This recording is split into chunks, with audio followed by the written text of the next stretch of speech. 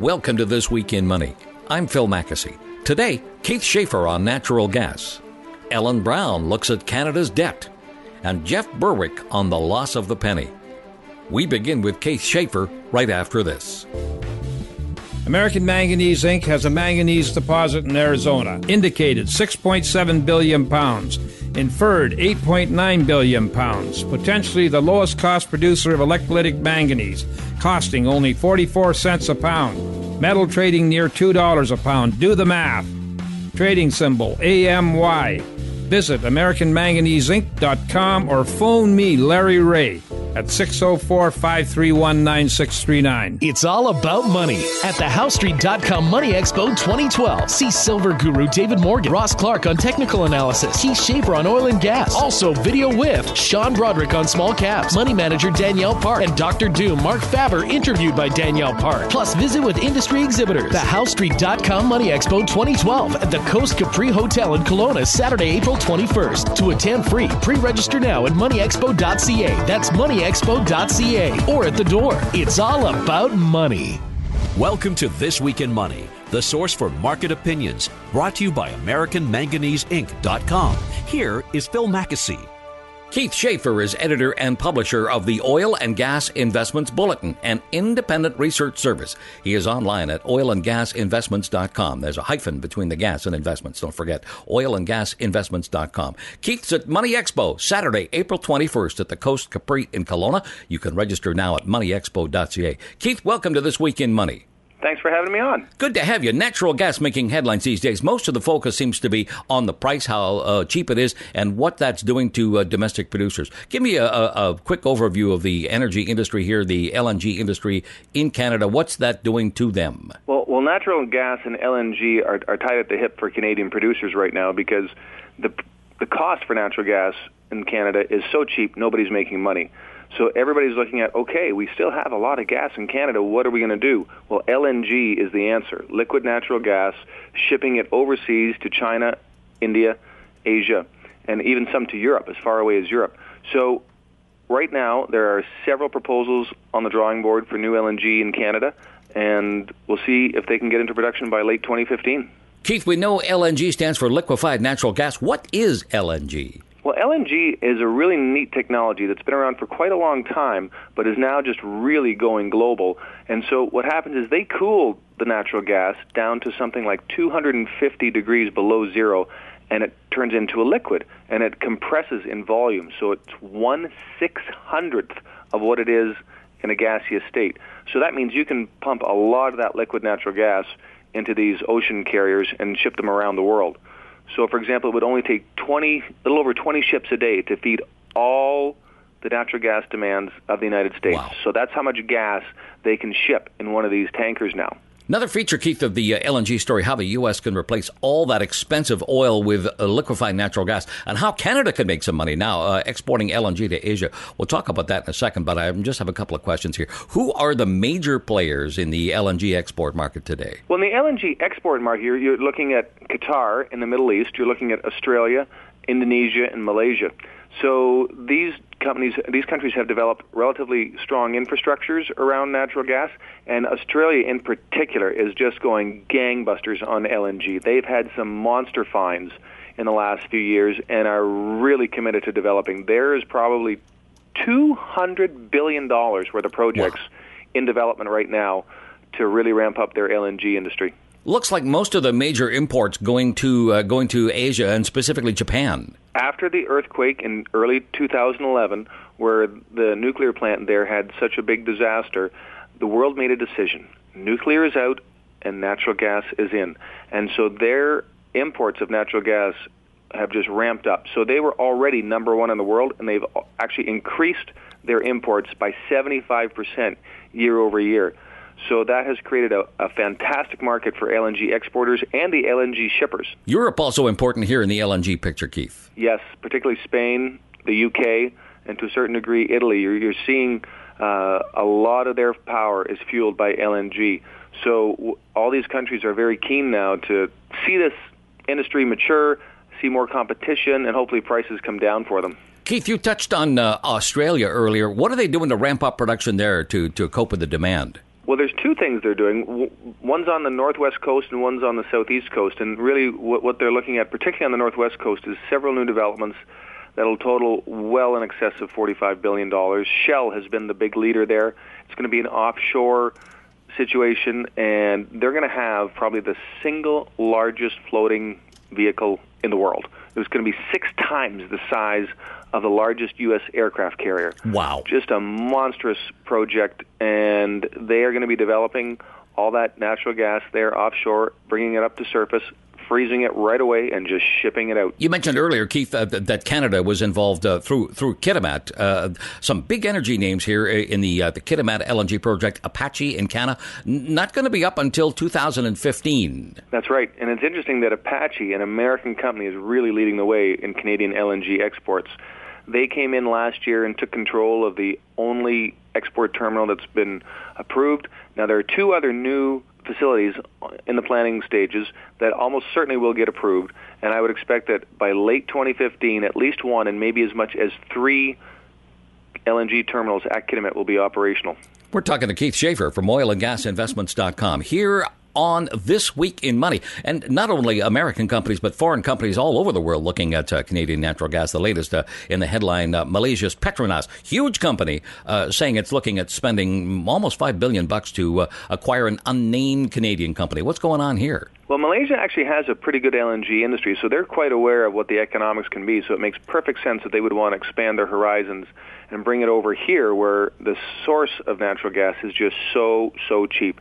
You know, the trade route from the west coast of British Columbia in Canada over to Asia is very short, so it would be potentially a preferred destination for the big Asian consumers of LNG, and they just see the rich arbitrage here. You're talking about gas in Canada that's only like $1.65 an MCF, and in Japan it's trading for $20 to $22 an MCF, or Shanghai, same thing.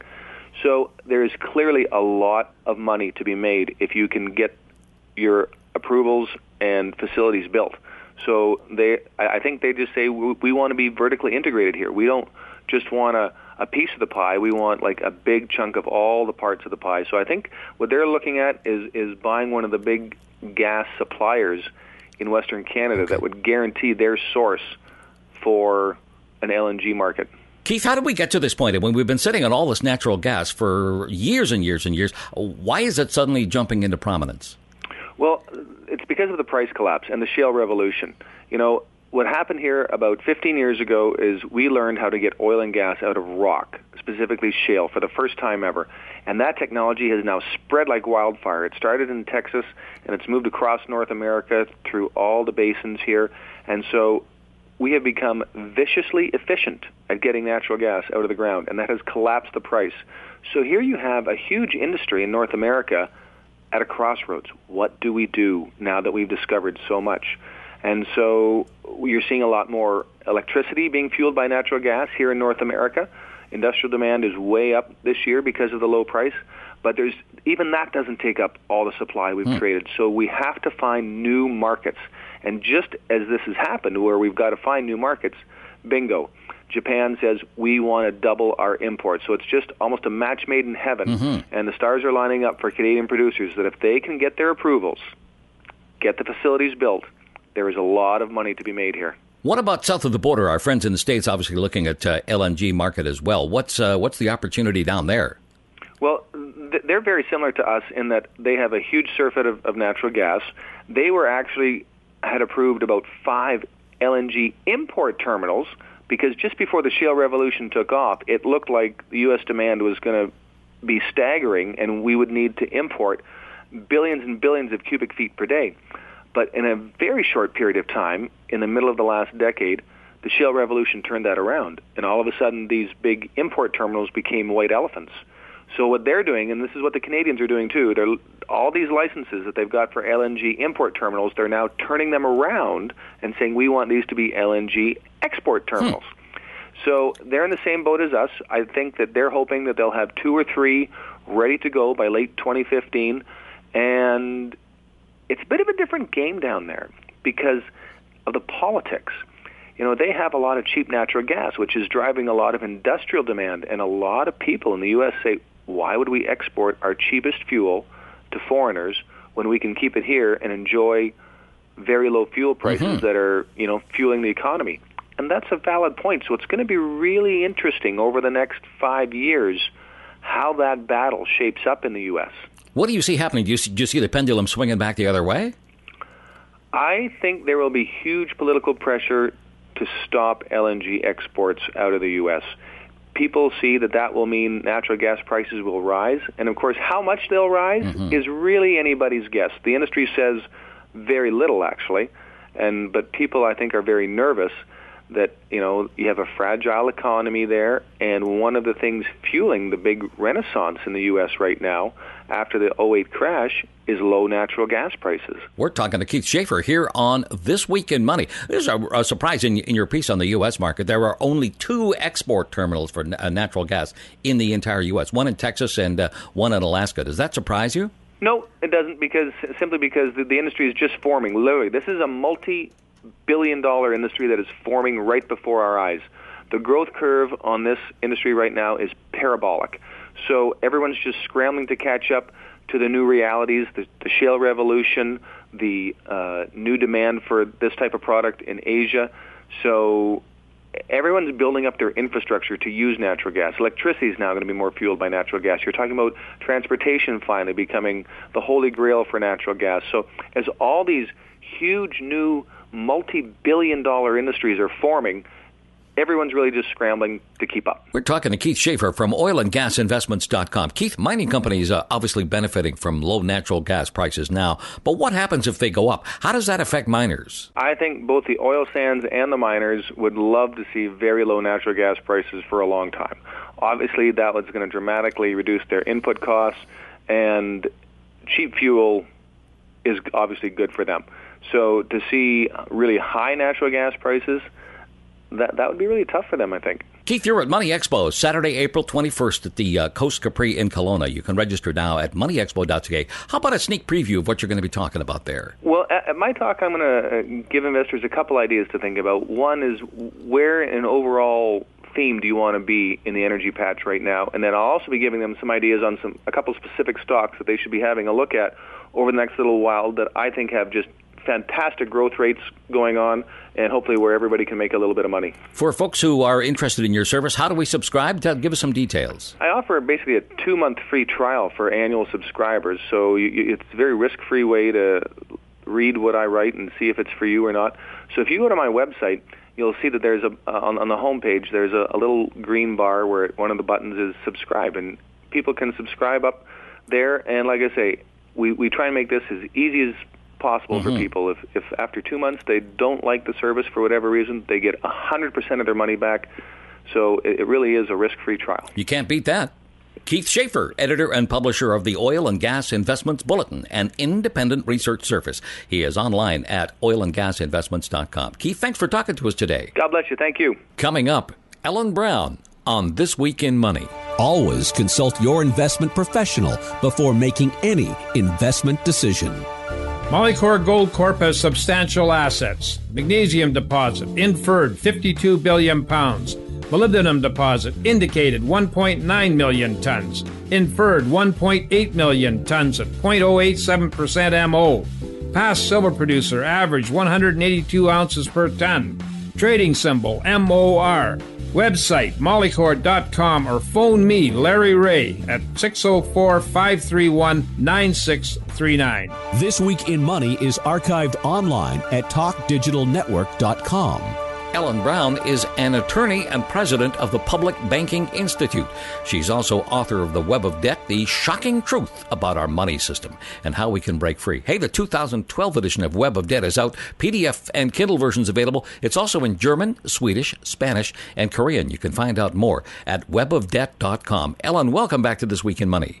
Oh, thanks, Phil. You were just in Canada. Yeah, I was. I was actually visited Parliament while they were arguing about this budget. And I was invited by Paul Hellyer, who is the former defense minister, but he also founded the Canadian Action Party, which is a money reform political party. Your latest on the Web of Debt blog is "Oh Canada, Imposing Austerity on the World's Most Resource-Rich Country." We've heard about it in Canada, but last week a new budget slashing spending, cutting services. The main reason, our debt, almost $600 billion. And which is unnecessarily so. Actually, Canada has paid twice as much in interest since 1974 wow. than the debt itself is today. So had it continued to borrow from its own central bank, which is what it did do up till 1974, it would have no debt today. In fact, it would have a very nice surplus. And Paul Hellyer actually questioned my figures on that, so he called some definitive source, I don't remember who, and they confirmed that it was up to $1 trillion Canadian dollars. Now, if you believe the mainstream media, Ellen, the government really only has two choices: to raise taxes or spend less. You are the first person to suggest a third alternative, and that is basically to borrow from our own central bank again. Yeah, well, that was certainly, it has been suggested before. It's not a new idea. It was done from 1939 until 1974. The Bank of Canada Act was passed in 1935, authorizing the government to the bank issued the national currency, and the government could borrow it interest-free. I mean, because it owned the bank, so it was actually a modest interest, but the government got the interest back. So it was basically interest-free credit.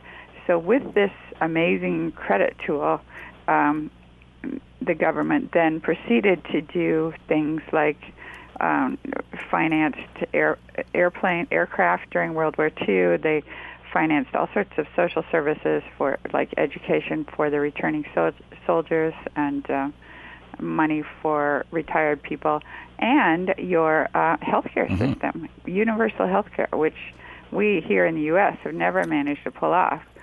And that was all done with just issuing the credit of the nation, essentially advancing credit, setting up these services, and then the services themselves, all that made the economy work better, which meant people paid more taxes, and so the money came back to the government. In other words, this debt did not grow. If you look at a chart of the debt, it stayed level all through that period, and only started going up in 1974 when the government quit borrowing from the Bank of Canada and started borrowing internationally, and it shot exponentially up in 1980, 1981, when the interest rates were raised to 22% in Canada, which is outrageous. At 22%, debt doubles in under 4 years. We are talking to Ellen Brown on This Week in Money, and the Bank of Canada, a creature of a slightly different stripe here, not like a typical central bank. It is actually owned by the government and, by extension, the people of Canada. Right, but they're not using it as if they could, but they're not. And the reason they're not is that Canada joined the Basel, the BIS in 1974, and became part of the group of six became the group of seven when Canada joined. And the whole goal of this collection of central banks was supposedly to maintain the stability of the currency, but the way they defined that was that you can't add any money. In other words, you can't borrow from your own central bank, and you can't issue money directly. You have to borrow from private banks on the presumption that means you're only borrowing existing money, but that's not really true, because private banks create the money they lend just as a central bank would. The difference is that private banks charge interest. In fact, they charge quite hefty interest, and they don't return it to the pool, but they put it in their capital account where it becomes this whole money-making money sort of parasitic growth on the economy. And it was just about that point that Canada's debt started getting out of control, right? Exactly, yeah. Now, I got to ask a loaded question here. Why did we stop borrowing from our central bank? Why did we start borrowing from private banks? Well, there's a whole deep underbelly of what was going on then. In 1971, the dollar went off the gold standard, and it started losing value. It was getting devalued, and so there was this rushed meeting in Sweden of financiers, along with Henry Kissinger, to figure out what to do about it, and they decided they would back the dollar with oil. So Henry Kissinger then met with the OPEC countries and made a deal that they would sell their oil only in dollars, and they would put the dollars in U.S. and or Wall Street and London banks. And in return, Henry Kissinger allegedly said, "We are going to make you very rich. We're going to quadruple the price of oil," and that's exactly what happened. So when oil shot way up, all these countries that formerly did not have, that had enough reserves to buy the oil they needed, suddenly didn't have them, and they had to borrow from the London and Wall Street banks. So that put them in debt. So that started this whole debt spiral. And Canada, too, got trapped in that debt spiral, even though Canada had its own oil because it had signed on to this whole the Basel Committee, the Group of Seven, the whole idea that you have to not borrow from your own central bank. I should mention here, Ellen, the BIS itself is 84% owned by the central banks, 16% private capital. It's an international organization. Nobody regulates it. It manages around $300 trillion and does not pay any tax. What was the thinking behind creating this mostly private super bank? Well, interestingly, you never heard anything about it, really, until 1988 when the Basel I, the first Basel Accords came down. But it was created in, I think, 1930 to, as the name says, the Bank for International Settlements. It was all about collecting the settlements from Germany after World War I. And originally it kept a very low profile and was up to the first, I don't know how much time you have, but the first governor of the Bank for International Settlements was Otto Niemeyer, who was a director of the Bank of England. Okay. And he was sent out to basically shut down the Commonwealth Bank of Australia from issuing its own credit, escaping the net of the Bank of England, which intended to hang on to its colonies by debt that they had lost politically. And so he visited Australia and he visited New Zealand, and the idea was to recapture these colonies, and then so they got this idea that they would have a network of central banks globally, and that they would all be, so the central banks would be issuing the money instead of the government treasuries. So it would look like government issued money. It would look like these were government banks, but the Bank of England would have control over the policies by setting the policies that required them not to allow the Treasury to issue credit as needed to develop their economies. They wanted to keep them in debt. So originally it was the Bank of England was the head, and then the head just sort of moved over to Switzerland, I suppose, because it looked better to have it be in this more neutral country. Neutral in quotation marks, right? Yeah. Ellen Brown from webofdebt.com on This Week in Money. A real shocker in your blog post here. You thought only the government could create money out of thin air. Apparently private banks can also do that. Oh, yeah. Well, it's not too shocking. I mean, it's on the Federal Reserve website says so.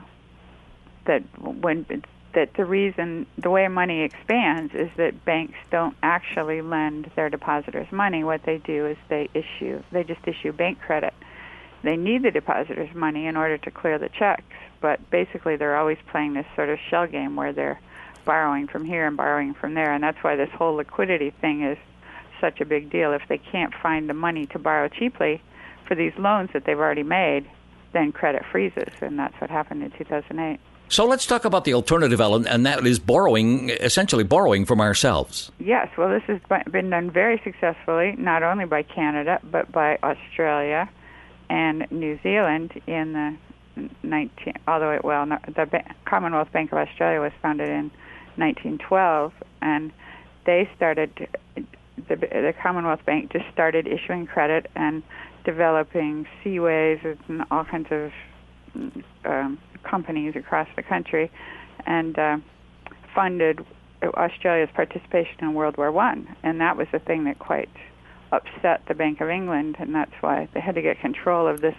whole design. But it's been done many times where, for example, the island state of Guernsey does it, but nobody hears about it because they keep a very low profile. Now, great example of public banking in the States, the Bank of North Dakota. Tell me about this bank. The Bank of North Dakota is the U.S.'s only state-owned bank, or state-owned. It sort of acts like a mini Fed. I mean, there are other state-owned banks that are infrastructure banks, but this is a bank that is a banker's bank, like the Federal Reserve, and it's been in operation since 1919.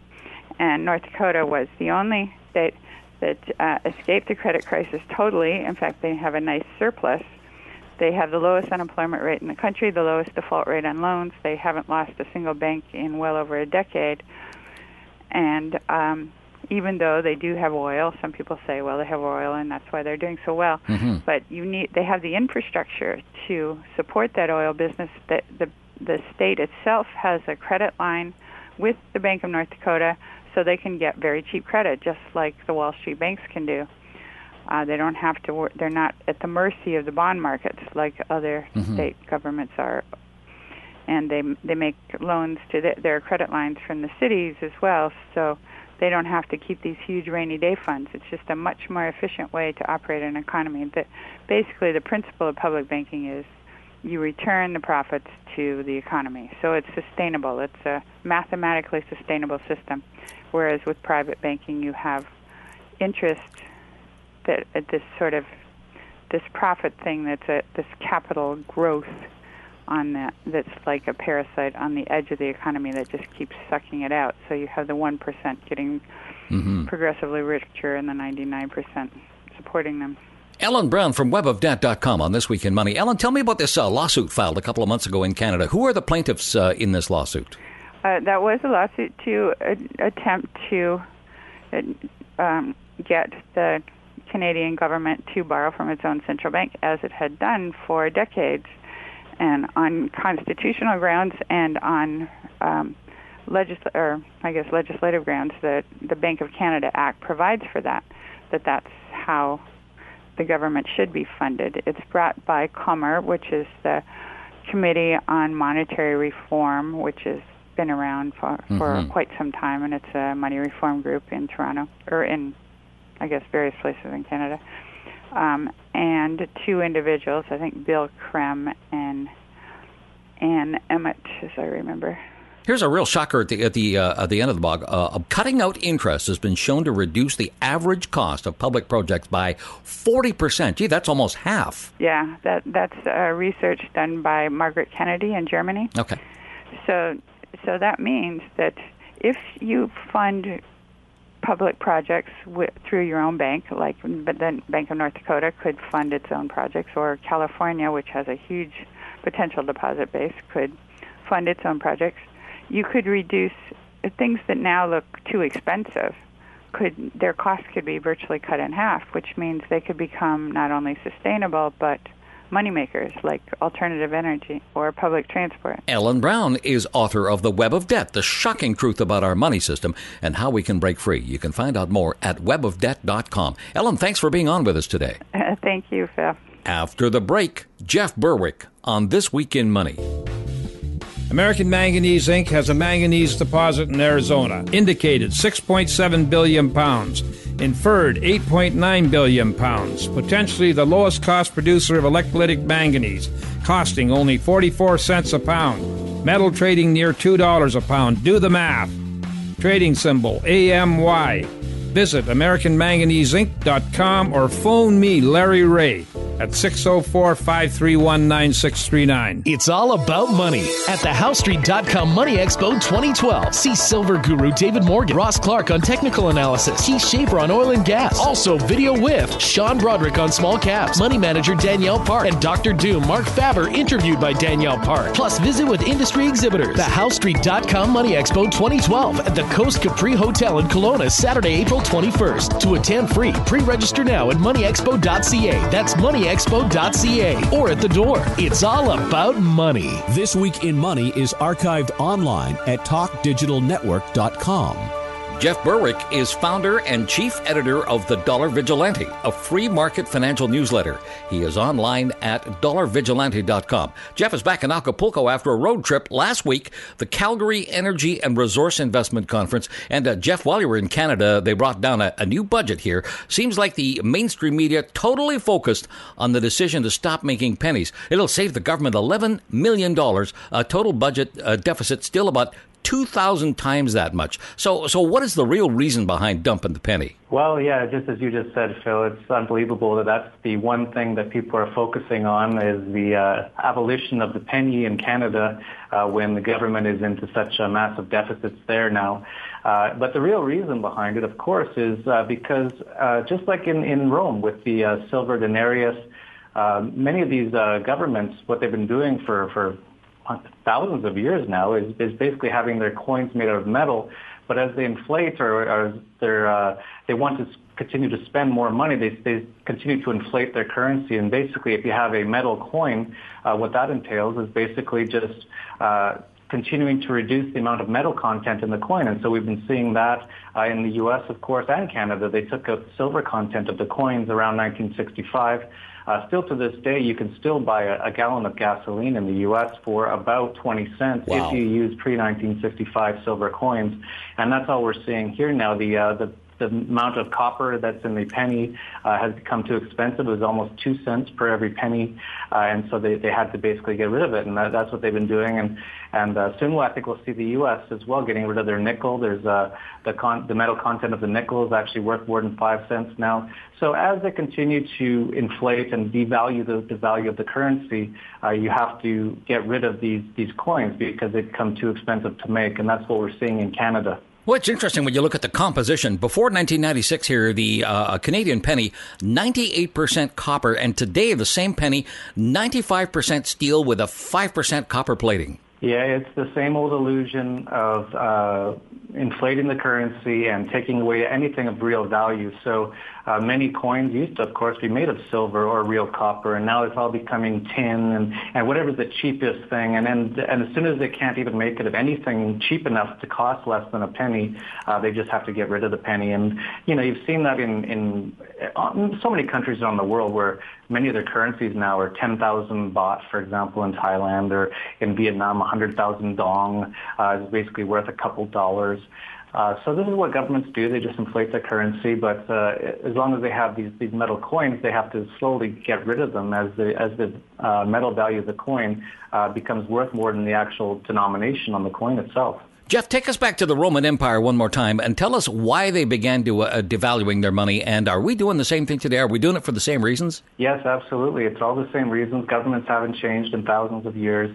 The only main difference between Rome and today is that in Rome it took 200 years to devalue the denarius completely, whereas we're seeing in the U.S. and Canada these coins becoming basically have to be removed from the system because the value of the currency is so worthless at that point in just a matter of decades. In Rome it took about 200 years, and they slowly did it. So it was over about a 200-year period. Wow. And what they would do back then is that they had the coins made out of silver, and they would slowly, the government would clip the coins. And so they'd say it's still worth the same amount, but now it's just a little bit smaller. And then over time, they began to replace it, just like the Canadian government did with silver, with other cheaper metals. But like I said, this took a few hundred years in the old days, and now it's speeding up. It's only taking a few decades. And like I said, pretty soon we'll see the U.S. Nickel disappear, and I wouldn't be surprised to see all coinage disappear in the next few years as we start to really enter an even more aggressive inflationary phase. Jeff, how did that currency debasement work out for the Roman Empire? Well, you know exactly how that went with Rome burning while they fiddled, and that's exactly what's going on today, really. There's nothing really changed. It's really amazing how people don't seem to learn. But again, when you have the government take over the education system in most Western countries today, or all Western countries, they don't teach you any of these things. So that's how you can go through these systems over and over again, and no one seems to learn from it. The most stark example of this is in Argentina, where they've had their currency devalue or actually hyperinflate to worthlessness 5 times in the last 40 years. And still to this day, no one seems to understand why that happens. Even the central banker of Argentina, Mercedes Del Pont, was recently quoted as saying that printing money does not cause inflation. And she went to Yale, of course, and that's where a lot of these central bankers go to. And they're basically indoctrinated into this Keynesian system. And the reason the governments love this system is because they can place the blame for all of the problems on on everyone else. So the fact that gasoline in the U.S. would still be 20 cents a gallon if it wasn't for the Federal Reserve System is part of the reason why governments love inflation and love having central banks, because they can do this inflation and then they can basically say that the inflation is caused by other people, so they can blame it on other people. So that they can say it's the greedy Wall Street bankers, and that's what gets those Occupy Wall Streeters out of bed every morning. Or they can say it's China, or they can say it's the greedy Middle Eastern oil sheiks. When in fact the real reason for all of the prices of things like gas going up is almost entirely because of the debasement of the currency by the central banks of each country. Jeff Berwick from DollarVigilante.com, our guest on This Week in Money. And I was joking last week, Jeff, with a friend, saying that by getting rid of the penny, that Canada is getting out of the fiat currency business really, really slowly. And he said, is there something more sinister at play here, that they are basically getting rid of all the coinage? It's a freedom thing, right? Well, what you may be talking about is the move to a cashless society, and that is also something that many governments would like to see, because, of course, when there's transactions in cash, they have a hard time taxing it. And, of course, that's all governments mostly do, is just extort and steal money through the taxation system. And so the more that you can trade through cash or through systems like Bitcoin or anything that they can't control, the less revenue they have. So it's definitely in most governments' best interest to get rid of the cash society. And you can start seeing that more and more.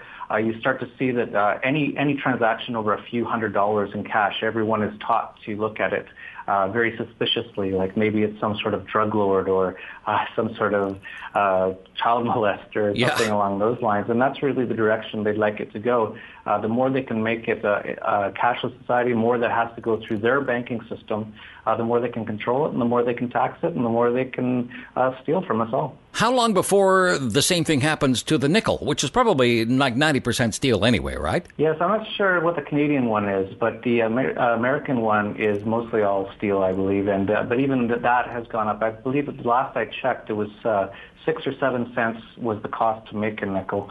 So already that's become too expensive to do for them. Like I said, I believe that all these coinage will be soon gone from most Western society. And, of course, the dollars themselves. It's just pictures with or pieces of paper with pictures printed on them and numbers. There's nothing actually backing it. There's nothing backing the Canadian dollar, for example, except the U.S. dollar. The Canadian government sold all their gold decades ago, and there's nothing backing the U.S. dollar at all. So I believe all these fiat systems are going to collapse. It's just a matter of what's going to replace them is going to be the really interesting thing over the next few years. Jeff, I should tip our hat to Chris Horlacher, who wrote the piece on the penny. He's a chartered accountant, former senior auditor for Deloitte & Touche, former CFO at Euro Pacific Canada, and he's the founder and managing director of Maple Leaf Metals Exchange. He's online at mapleleafmetals.ca. Sounds like a good guy. He's a great guy. I met him personally about a year ago. He is quite involved with Mises Canada, Mises Institute of Canada, which another person, actually our managing editor of our newsletter, Redmond Weisenberger, is the founder of Mises Canada. So that's the Austrian Economics School of Canada, and Chris is very involved with that. All those guys, including myself, very freedom-oriented and basically trying to expose the government for what they're doing to our monetary and banking systems. More with Jeff Berwick next on This Week in Money. Molycorp Gold Corp has substantial assets. Magnesium deposit, inferred 52 billion pounds. Molybdenum deposit, indicated 1.9 million tons. Inferred 1.8 million tons at 0.087% MO. Past silver producer, average 182 ounces per ton. Trading symbol, MOR. Website, molycorp.com, or phone me, Larry Ray, at 604-531-9639. This Week in Money is archived online at talkdigitalnetwork.com. We're back with Jeff Berwick from DollarVigilante.com. 3 lucky people splitting the Mega Millions jackpot last week. Works out to about $218 million each before taxes. Get this, lottery players spent almost $1.5 billion. And check out the odds on this bad boy, 176 million to 1. Great piece on your website by Pete Kofod, contrasting the lottery to voting. Pete says, hey, I'll take my chances with the lottery. Yes, Pete was basically just pointing out that with voting, really, if unless your vote is the only vote that actually mattered, so if the actual total vote count came out and it was a complete tie and there was only one vote to break the tie, that's the only time that voting actually, your action of voting actually has any actual real results. If it's by anything more than one vote win, then you might as well have just stayed in bed. And so Pete was basically just making that comment and stating how even if you were the one person who decided the entire election, even in that very rare case, actually it's probably almost never happened, but if it ever has, there's still a huge chance that whoever you elected will not do the things that they said they were going to do, which is the reason why you theoretically would have voted for them. If you look at Barack Obama, he was actually quoted before he was elected in 2008 to say that he was going to cut the U.S. government deficit so we can stop stealing from our children and grandchildren by at least half by the last year of his presidency. At the time, the U.S. budget deficit was around $200 billion. It's now about $1.4 billion. So he increased it by about 3 or 4-fold at least, minimum, if not more. And so the real point of Pete's article was just that even if you do somehow become the one vote that matters and it actually does make a difference, chances are that your person you voted into office isn't going to do any of the things they said they were going to do anyway. So it's a completely pointless affair, and you might as well just play that lottery. Jeff, tell me what Pete is talking about when he mentions the mandate argument. Well, that's exactly what I was just mentioning, is that the mandate that these politicians say they have hardly ever comes to fruition. It's almost the opposite. If you look at Barack Obama, again, using him as an example, although he's just one of many politicians who have done the opposite of what they said they were going to do. Barack Obama stated before he was elected that he was going to close Guantanamo Bay. Well, on New Year's Eve, he passed the National Defense Authorization Act, which basically wrote off the Bill of Rights and makes it so any American citizen can be arrested and indefinitely detained without any lawyer or any reason or proof that they've done anything wrong. And so instead of closing Guantanamo Bay, basically what he's done is made it so that all Americans can be sent there with no recourse at this point. We should mention also there are other presidents who said the same thing. Here, Pete's quoting President Bush saying no new taxes. President Clinton, of course, we know all about him. A lot of people have been doing this. Yeah, well, this is their modus operandi, and this is why I can't believe that still to this day anyone has any belief that this sort of system has any value or can actually help society as a whole. It's a big liar's game, a big con game, a confidence game. Even the people who say they're going to do things never do them. Yeah. So it's completely pointless in my opinion, and it definitely never really helps anything. It really only hurts things. I think just like Bill Hicks said, I think most presidents, even Ron Paul, if he were to get elected in the U.S., and he's by far the closest we've ever had to a real libertarian, a real freedom person, a person who would actually follow the U.S. Constitution, which has been a dead document now for decades, if not centuries. Even if he was elected, like Bill Hicks said, he'd probably be called into a back room where 10 of the biggest industrialists in the world would be smoking cigars, and they'd play him a videotape of the JFK assassination from an angle he's never seen before, and just say, any questions? And that's basically how this thing works. These governments, especially the U.S. government, which by far is the worst, they've really become the best at having a scientifically planned government, so where they can make everything look as good as possible, but behind the scenes they're basically just raping and pillaging, no different than any other really terrible government in history. They just know how to put a really good face on it, mostly because they control the media and the education system as well. So most people just don't even realize what's going on, but they're really being taken to the cleaners by their own politicians, no matter who gets elected or what they say. Love this picture on your website, Jeff, at the top of the Pete Kofod article, and it basically says, someone has written on a wall, if voting changed anything, they'd make it illegal. That's exactly right. So that says it all right there. This system, this democratic system, which was, of course, sort of created in Greece, is sort of a good idea. We've tried it out so many times now. It never really works.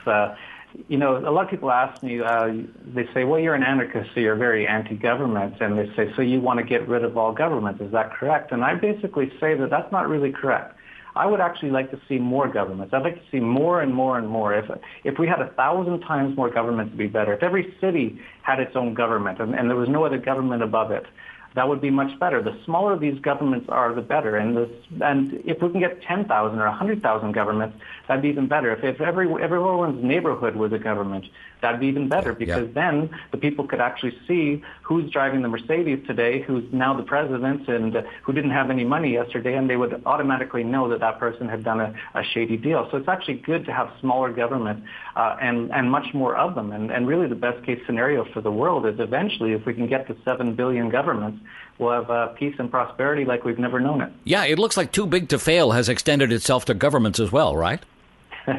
Yes, they are. And I don't know about you, but I'm too small to fail. So I'm trying to do my best here with what I'm doing. Jeff Berwick from DollarVigilante.com is our guest. The April issue now available. Anything exciting we should be watching for, Jeff? I think so. Actually, I think this is one of our better issues. I personally talked about all the things that have been going on with the police state, the surveillance state, all the things that are going on. The U.S. government is just about to complete in 2013 in Utah. It's $2 billion data, basically a civilian spying operation. They're going to be spying on every single email, every single digital transaction, even phone calls of every single American through that data center. And the same thing in Canada. Not many people know this. Canada's in the midst of building an $880 million data center to spy on Canadians.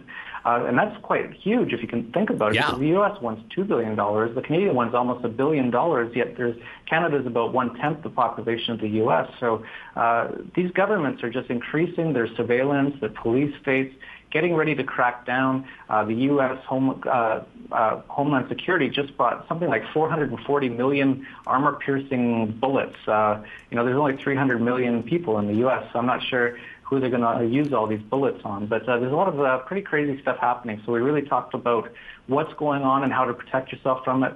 Get things like second passports to give yourself options. All of these Western governments, these Western nation states, democracies, socialist democracies, are all in a state of collapse. And it's really up to you to protect yourself and to do your own research, because your own government registered financial advisor is not going to be the one warning you about all of the things your own government is doing to you. So you really have to get out there on the internet and figure these things out for yourself. Jeff Berwick from DollarVigilante.com, our guest. Don't miss Freedom Fest 2012 in Vegas, July 11th to 14th. Jeff's there along with Steve Forbes and Doug Casey. Learn how you, too, can escape from America. Hey, Jeff, thanks for talking to us. It's my pleasure as always, Phil. Thank you. Our thanks to our guests, Keith Schaefer, Ellen Brown, and Jeff Berwick. And thanks to you for listening.